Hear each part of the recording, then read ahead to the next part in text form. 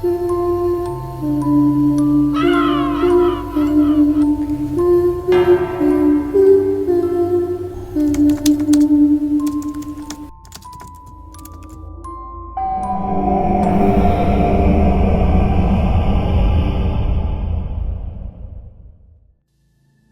araw po sa inyo, Miss Terry. Kung sakali po na mapipili niyo po ang aking kwento, ay ngayon pa lamang nagpapasalamat na po ako. Sana po ay nasa mabuti kayong kalagayan, pati na din po ang mga tagapakinig ninyo. Ako nga po pala si Sofia. Ang kwento pong ibabahagi ko sa inyo ay tungkol po sa aking lola. Paboritong-paborito ko po ito sa mga kwento sa akin ni nanay nung maliit pa lamang ako. At ngayon po, kahit matanda na ako, ay kinikilabutan pa din ako sa tuwing maaalala ko to. At dahil po kwento ito ng aking lola, Miss Terry, ay hayaan niyo pong parang ang Lola Luisa ko na lang ang naglalahad sa inyo. Luisa po ang pangalan ko at ang asawa ko naman ay si Nardo. Laking Bulacan po ako, habang si Nardo naman ay sa Maynila lumaki. Taong 1961 po, nung ako'y mabuntis sa aking panganay na si Malu. Isa pong jeepney driver ang asawa ko at ako naman ay nasa bahay lang. Hindi pa matao ang Maynila nung panahon na yon, Miss Terry. Sa katunayan niyan ay madalang pa ang mga kapitbahay noon. Ang itsura pa naman ng mga bahay ay gawa sa pawid at kawayan. Uso pa din yung mga silong at yung mga sahig ng bahay ay nakaangat sa lupa. Lagi ako noon na naiiwan sa bahay namin. Nagtatanim ako ng mga talbos sa labas ng bahay namin para kahit papano ay nakakabawas kami sa gastusing pambili ng mga ulam. Kapag aalis na ang asawa ko para magmaneho ng jeep, ay sumasabay na ako mamili sa talipapa. Talipapa po ang tawag noon sa maliit na palengke sa amin. Halos ganoon ang naging takbo ng pamumuhay namin ng aking asawa. Aalis siya sa umaga at uuwi na siya sa gabi.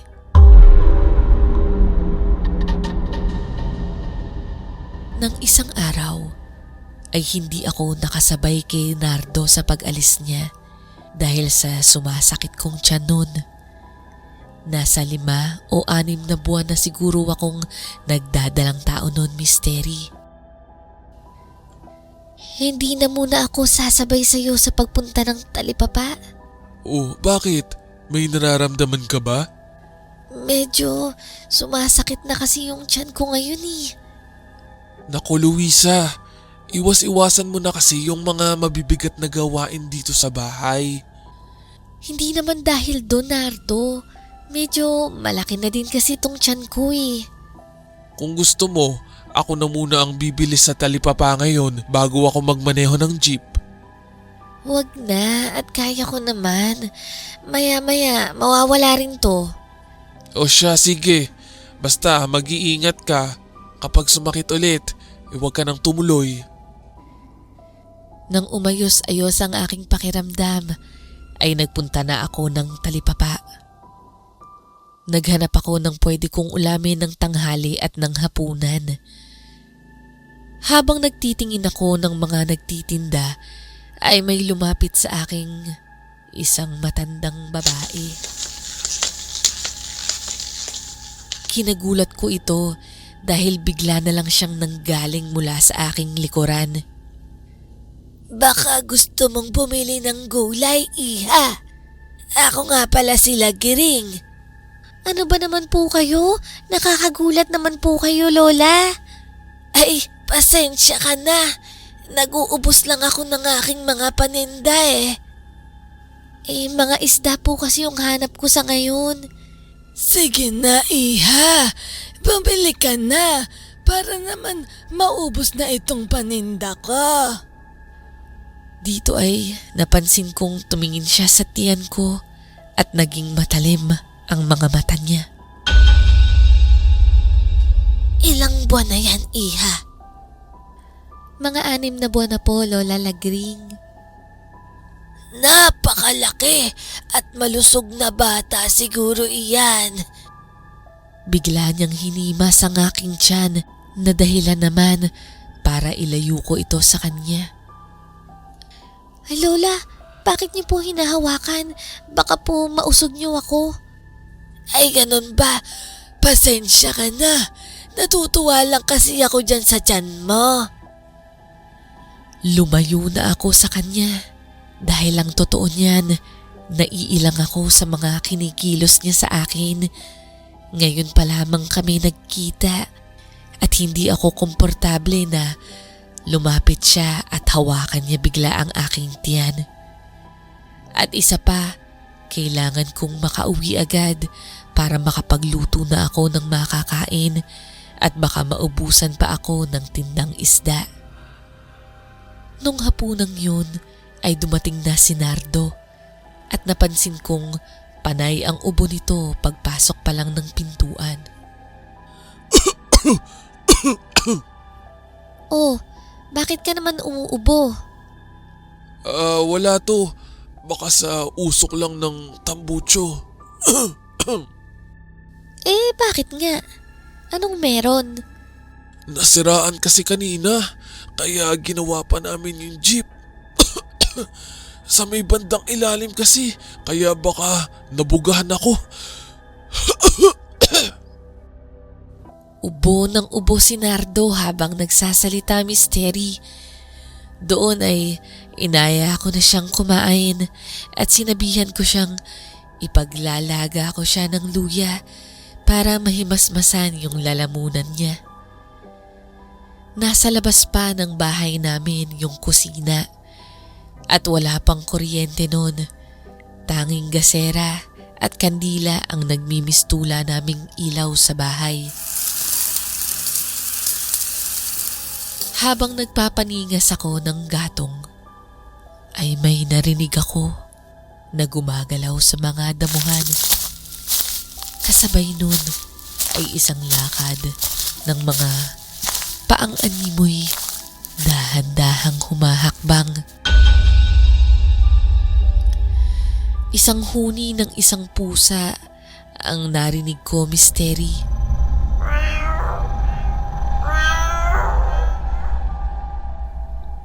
Bigla kong naramdaman na sumakit ang aking tiyan. Palapit ng palapit ang lakad ng pusa dahil sa mga damo at unti-unti ding lumalapit ang huni ng pusa. Tinawag ko agad si Nardo dahil sa pamimilipit ko ng tiyan. Nardo! Nardo! Nagkandara pa ito sa pagtayo sa pagkakahiga habang umuubo. Ano yun, Luisa? At bakit napapasigaw ka dyan? Sumasakit yung tiyan ko. Pakitignan mo nga dahil parang may naglalakad sa likod bahay. Agad namang kumuha ng gulok si Nardo at lumabas ito ng bahay. Pinaikutan niya yung buong paligid pero bumalik ito na wala namang nakita. Luisa, wala namang tao eh. May parang naglalakad kasi kanina. Tapos may pusa pa. Baka mamaya may aswang dito. Ano ba yung pinagsasasabi mo? Sige na nga, ako na lang ang gagawa niyan at magpahinga ka na. Pumanik na ako at nagpahinga. Pero Miss Terry, ang kapansin-pansin lang ay biglang nawala ang pagsakit ng tiyan ko pagtapos lumabas ni Nardo. Kinaumagahan ay napansin kong parang lumalala yung ubo ni Nardo. Kaya sinabihan ko siya na kung maaari ay wag na muna siyang maglabas ng jeep at magpahinga na lamang muna ito sa bahay. Pero hindi siya pumayag.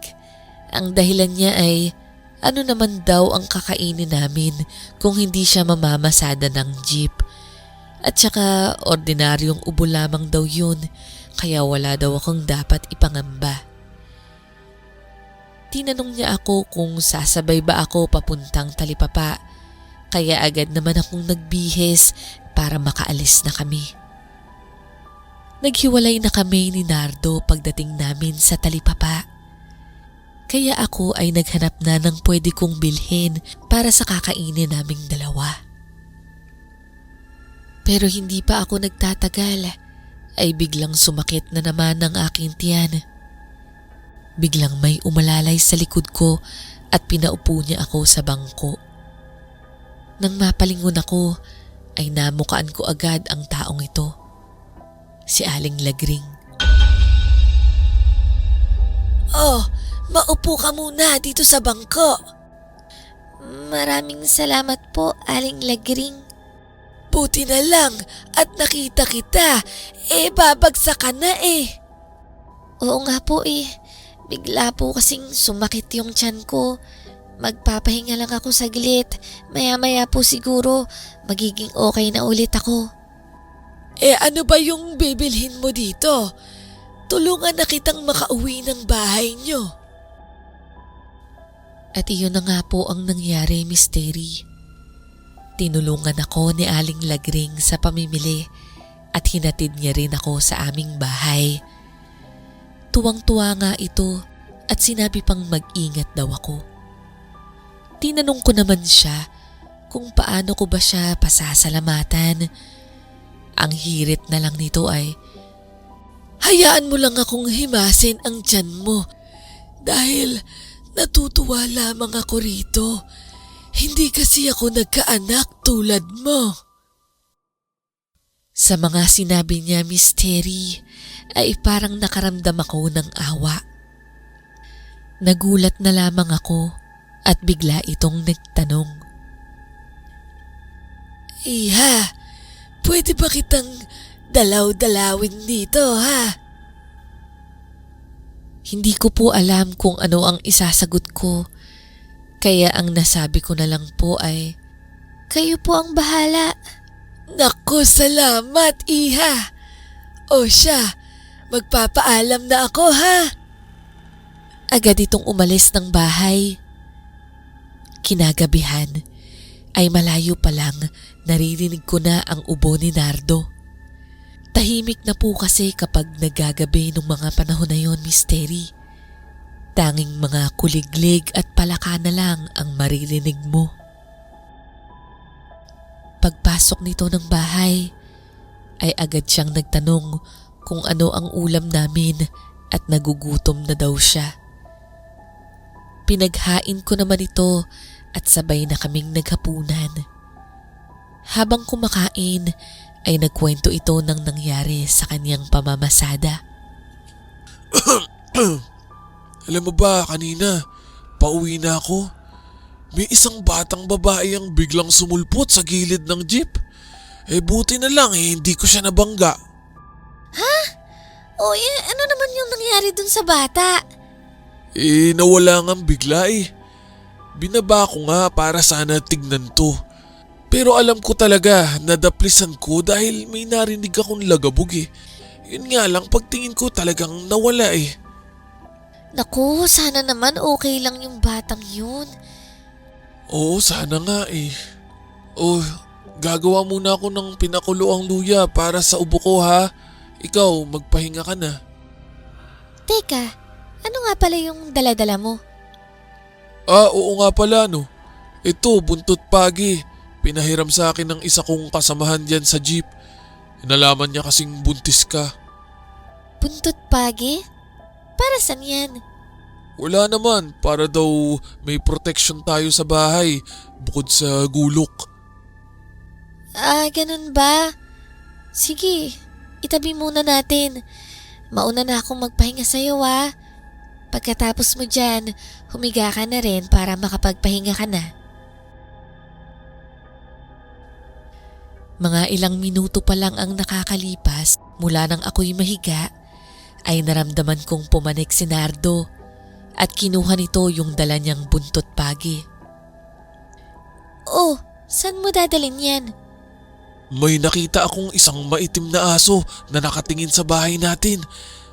Malaki to eh. Parang hindi ordinaryong aso. Magtatanong pa sana ako ngunit agad lumabas ito ng bahay at umikot ulit para hanapin yung sinasabi niyang aso. Bumalik ito sa loob kaya naman natanong ko ito ulit. Ano? Nakita mo ba yung aso? Hindi nga eh. Biglang nawala. Baka asong ligaw lang yun. Ganun ba? Baka nga asong ligaw lang yun.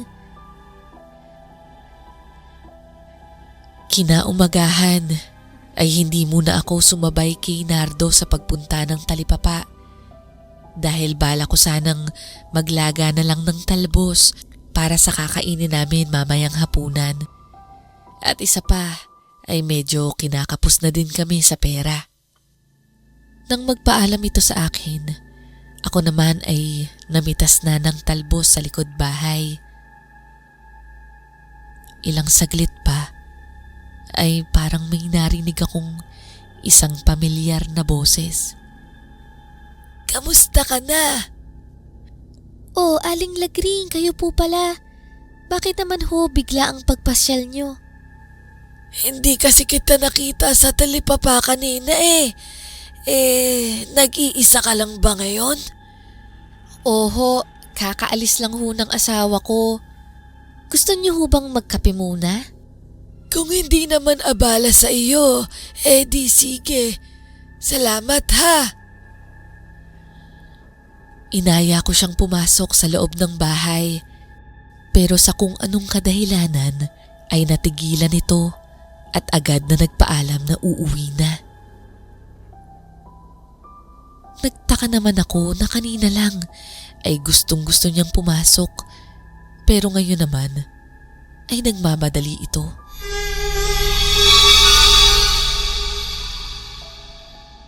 Saktong hapunan na noon nang dumating na si Nardo sa bahay. Napansin ko na panay ubo pa din ito. Hindi pa din ba nawawala yung ubo mo? Hindi pa nga eh. Pero hindi na tulad nung nakaraang araw. Mabuti naman. Tara na at kumain na tayo. Habang kumakain kami ay napansin kong balisa ito habang sumusubo ng kanin. Oh, parang tulala ka ata dyan. Wala naman. Bukas nga pala pag alis ko dadalhin ko yung buntot pagi sa akin. Ha? Bakit naman? Saan mo gagamitin yun? Kanina kasi habang pauwi ako, may nakasalubong akong isang maitim na aso. Katulad ba yan nung nakita mo nung isang gabi? Oo, yun nga.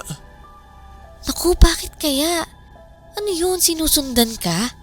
Parang pinipigilan ako ng asong makauwi dito sa bahay. Nakaramdam ako ng takot para sa aming dalawa misteri dahil parehas kami nang iniisip. Isa pa, buntis ako. Kaya ikaw, huwag kang magpapapasok ng kung sino-sino dito sa bahay ha. Wala naman akong pinapapasok, tsaka wala naman akong gaanong kaibigan dito eh. Buti naman kung ganun.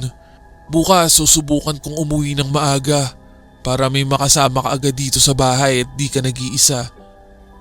Oo nga pala, meron nga palang isang pumunta dito. Yung nakilala ko sa talipapa nung nakaraan, si Aling Lagring. Ano? Bagong kakilala mo? Bakit naman nagpunta dito? Tuwang-tuwa daw kasi siya dito sa tiyan ko dahil hindi daw siya nagkaanak ni minsan. Kahit na, dapat mag-ingat ka. Umiwas ka na doon kung sino man yun. Hindi na ako sumagot pa at sang-ayon din naman ako sa kanya. Hindi ko naman talaga ganoon kakilala ang matanda at tama lang na hindi ako basta-basta magtiwala. Isang umaga nang magpunta ako ng talipapa ay hindi ko namataan si Aling Lagring. Tumitingin-tingin ako kung saan-saan pero hindi ko ito makita. Kaya ganoon na lamang po ang lubos na pagtataka ko, Misteri. Hindi kaya nagkasakit ito o lumipat ng pwesto kaya hindi na nagtitinda ito? Pinagsawalang bahala ko na lamang at inuloy ko na ang araw na yon.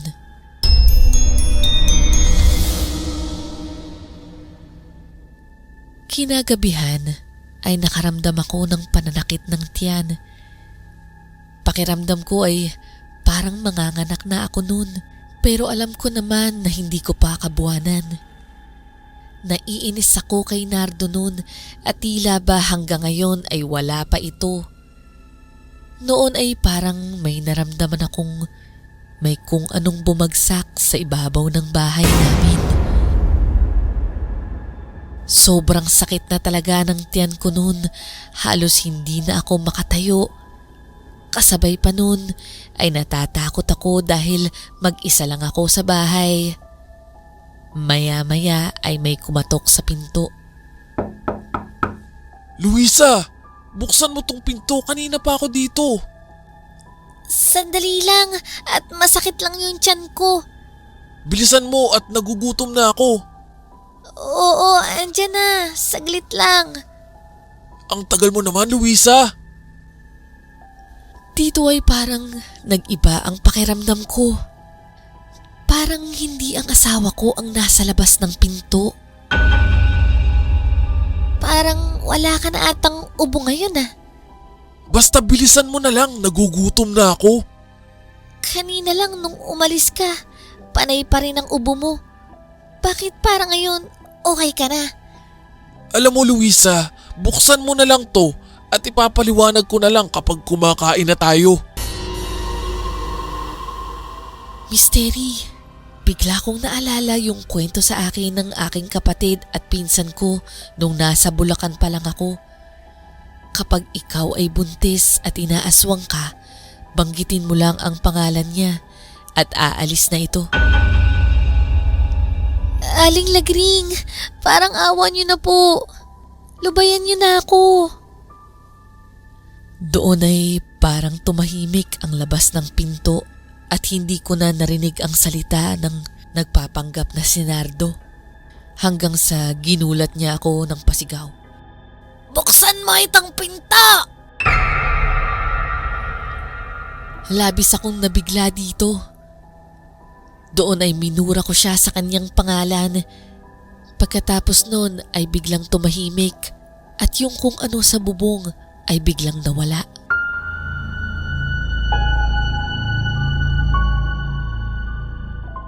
Nang marinig ko mula sa malayo ang pag-ubo ni Nardo, ay sinabayan ko naman ng sigaw ito upang bilisan niya ang paglalakad pabalik sa bahay. Dito ay nagtanong siya kung ano ang nangyari. Ibinahagi ko sa kanya yung lahat at kung sino yung umaaswang sa akin. Sa galit ni Nardo, Misteri, ay sinabihan niya akong sasamahan niya ako sa talipapa upang maituro ko sa kanya si Aling Lagring. Pinagtanong-tanong namin sa mga may pwesto doon kung nakikilala ba nila si Aling Lagring. Pero ni isa doon ay wala o hindi pamilyar sa ganong pangalan. Kaya sinabihan ako ni Nardo na umuwi na lang ng bahay at kung maaari daw ay magsabit ako ng bawang at maglagay ng asin sa paligid ng bintana. Pagka-uwi ko nga ay agad-agad kong sinunod yung mga sinabi ni Nardo sa akin. Sa sobrang pagod ko nung hapon na yon, ay bigla na lamang akong nakatulog.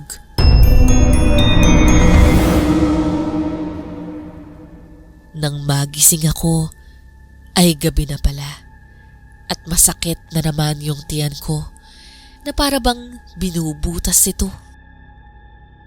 Sumisigaw na ako noon dahil sa sakit at nagdadasal na ako na tulungan ako ng Diyos at sana ay makauwi na si Nardo. Misteri, nakakarinig na ako ng mga alulong ng aso.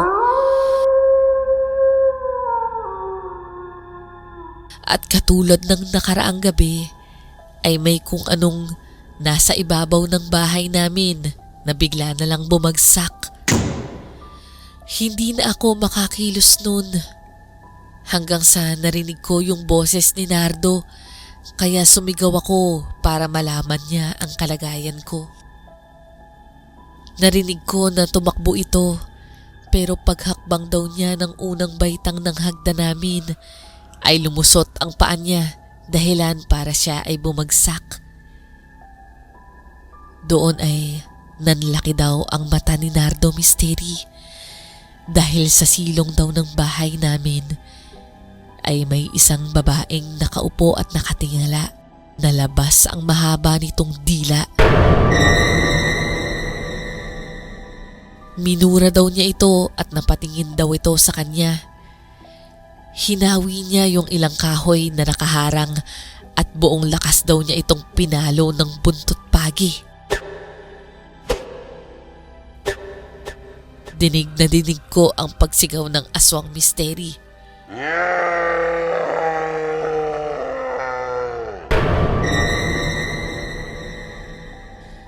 Sa kwento pa ni Nardo ay nakailang hampas daw siya rito bago makatakbo ito papunta sa masukal na kalsada. Kaya pala ako hindi na makagalaw noon ay nasa loob na daw ng sahig yung dila nito. Buti na lang ay nakita niya agad. Nung silipin namin yung silong ng bahay ay puno ito ng dugo.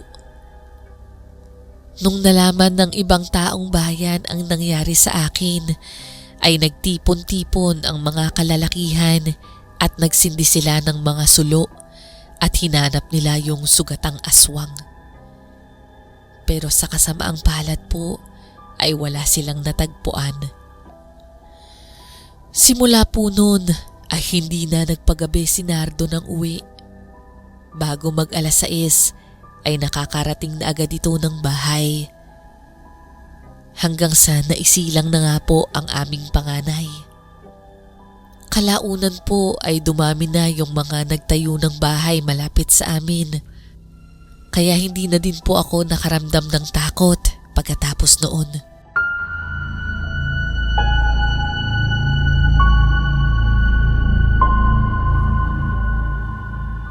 Hanggang dito na lamang po ang kwento ng aking namayapang lola, Misteri. Maraming salamat po at magandang araw sa lahat.